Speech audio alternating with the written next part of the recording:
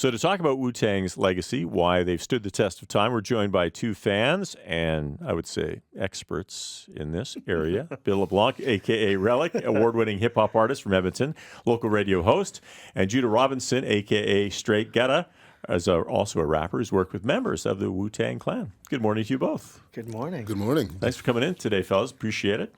So, Relic, what do you remember about hearing Wu-Tang for the first time? The first time I heard Wu-Tang Clan had to have been about 93, I would say, ish. You were a child? Or what? Yeah, no, I was a teenager. I'm trying without aging myself out here. But first time I heard Wu, I believe the Old Dirty album dropped before 36 Chambers, if I'm not mistaken. I think it was Old Dirty's album first that I heard, and then when 36 Chambers came out and Cream came out, it was mind-blowing. What is it that struck you when you first heard it? It was such a new sound for New York, for a fan of hip-hop from New York City and the birth of hip-hop in New York City. You had all these rappers from the Bronx and Brooklyn and stuff like that, but all of a sudden these guys all come out of Staten Island, out of Shaolin, and they just had their own sound. And for a camp, for an entire squad camp of 8 guys or whatever to come out of nowhere, it blew me away, and along with the world, I think. So, Gutta, how about you? How did you become a fan? Well, excuse me. When it comes to Wu-Tang Clan, I first heard Wu-Tang Clan when I was in grade 7, so I was about 12 years old. And I became a fan off of the song Method Man. It's one that everybody knows pretty well. Right. It's really fun, very clean as far as language goes, and really easy to understand. So I loved the Method Man song, and then it became more about finding out who Wu-Tang Clan was, understanding who the different members were, what the names were, who was even rapping when you're hearing the records. Right. So it became a big mystery for me. Who are these guys and how deep does the rabbit hole go? Yeah. Yeah, I guess when you're in junior high, too, you do want to dig in so much. Now, were all your friends into it, too, or were you... Yeah, but it was mostly kids in grade 9. So okay. I was definitely young and very interested, so I bought myself a T-shirt and I hopped on the bandwagon pretty quick there.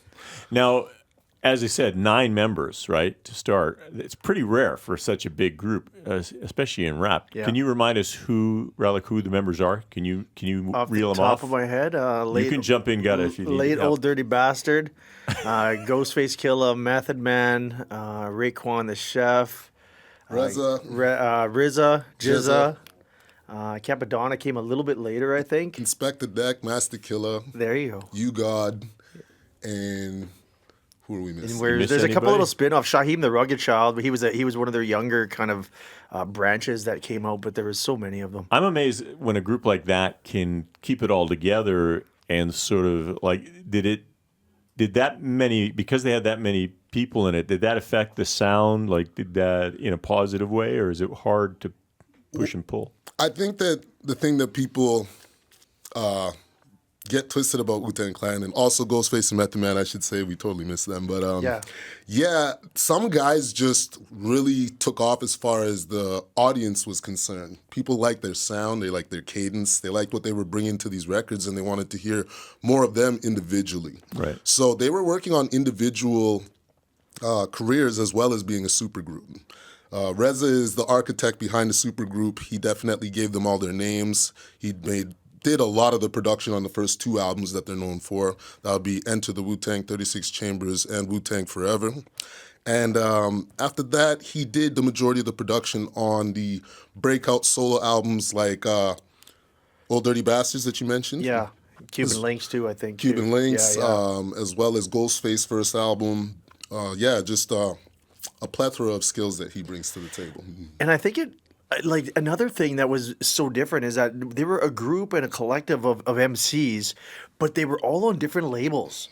Right. So I don't know. That's unusual. Yeah, I don't know if that was orchestrated on RZA's part or someone that decided that they didn't want to have one master company owning all of these, all of them individually. That would be interesting if they actually had that thought behind it. Yeah, because and it wouldn't surprise me because they're very, very smart.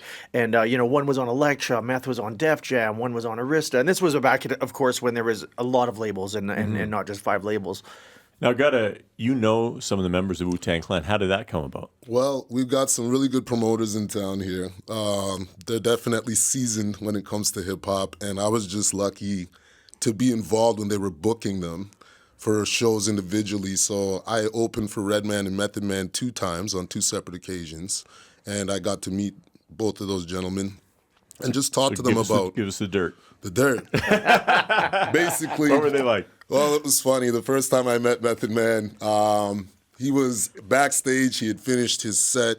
He wasn't really interested in talking to anybody, but my brother, Old School, shout out to Old School, he told Method Man, there's a guy that you need to meet. You need to go out there. You need to meet this guy. And ironically, he actually came out and shook my hand, said, hey, your buddy, he won't shut up about you, so nice to meet you. And I said, hey, man, I did a record with Ghostface. We should definitely do a record, too. And he said, that's pretty good. You know, you're working hard, but I've got all these things coming up, so I can't commit to that right now. But I'm pretty hard-headed myself. So what I did is I looked at his right-hand man. His name's Street Life. And I said, well, he's busy. You want to go to the studio? And he said, yeah, let's go, man. Yeah. And it turned out his verse was so good that Method Man, his manager, ended up getting in touch with me saying, hey, this is a really good verse. We want to turn it into a song. Oh, wow. So I gave them pretty much my blessing to take the song, and it ended up becoming Method Man's single. It's actually entitled Straight Gutter. Wow. Yeah. So did you make any money off of that? Well, royalties will probably come to play later on down the line, but it's a messy industry. Yeah. And there was a lot of people involved. He was signed to another label at the time, Tommy Boy, I believe. So we'll see what happens. But at the time, I was just really... you got to feel good about it. Yeah. It was just like not expected, but it turned into something really cool. Especially from a dude from Edmonton. You know what I mean? To be jumping on a track with Wu-Tang, right? Absolutely. Yeah. Now they have fans old and young, right? Mm-hmm. Like it seems like they've gone through the different generations. How did that happen, and why do you think? I think they've stood the test of time. You know, like we all loved Wu from the moment they dropped. And now, you know, I got kids that are, 18 and 22 that were already listening to Wu when they were teenagers, because I feel like the hip hop today is a little more watered down. And that era of the 90s of the Wu-Tang Clan and the Tribe Called Quest and like all of the whole boom bap era, it was so pure, and that it stood the test of time, and that people today, even today, are still like, wow, once they stumble on it, they're like, this is really good, right? And it's timeless. I really feel like Wu-Tang and a lot of the hip hop from the 90s is timeless, and that's why people young and old still enjoy it together. What's nice about the Clan, too, is they're so used to working with each other that when they do work together, that's when I feel they put out their best work. Yeah. And they keep it short. We're talking, these verses are about 30 seconds usually. Yeah. So they pack so much into them. And it's just a big difference from what you'll see from even rap groups with 3 or 4 members, where they'll have longer verses and won't captivate the audience for as long, I find. Yeah, so the style they have and just the teamwork and their ability to work together kind of brings it all together as a group. Absolutely. Now, what is it about Wu-Tang, too, that seems to have transcended even the music but come into the culture? Why do you think that has happened? Because people know about Wu-Tang even if they're not huge fans of the music, it seems to me. I think because they are so popular in hip-hop that they've created a little bit of a cult following. And that even people that don't know hip-hop, if right when you say the word Wu-Tang, they know. They're like, oh, we've heard of these guys. Right?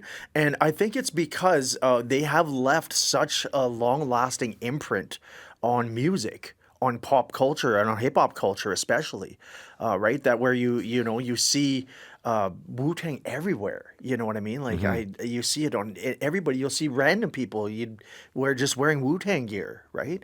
And I think it's just because of how much of an impact that they've made as a group. Are they smart marketing guys? Like, is that part of it? I would say more than smart marketing, the logo was genius. So shout out to Law Mathematics for creating the logo. The Wu-Tang logo is the one thing that everybody recognizes no matter where you go. I've seen it in Walmart. I've seen it in Valley Village. I've seen it drawn on the back of a bus. Like, you see the logo, the W. everywhere. And, I always wondered, why did they go with that? And it's actually a takeoff of the Batman logo. Okay. That's what a really? lot of mathematics was saying. They didn't want to quite copy the Batman logo, but they wanted something like that, almost like a beacon for the people. Yeah. So that's what they went for. And when I actually kind of stepped back and kind of put it in the frame, I said, you know what? I see where they're going with that. Yeah. But I think that's the main attraction. People really love the W. They love the Wu-Tang font. Yeah. And it's cool, it's fun. You can be a casual fan or you can just support in your own way. And there's so many renditions of it now, Yeah. right? Like it's, they've just with designs and logos and wallpapers and everything, right? So, Gutta, what are you looking most forward to in the concert? The concert, I'm just looking to see them all on stage together because, again, when you have a group that big, there is turmoil. There's a bit of infighting at times, but it seems like they're all in a really good place right now. They've been doing shows steady for probably almost 2 years now. They decided to go Right, back it's a on big tour, right?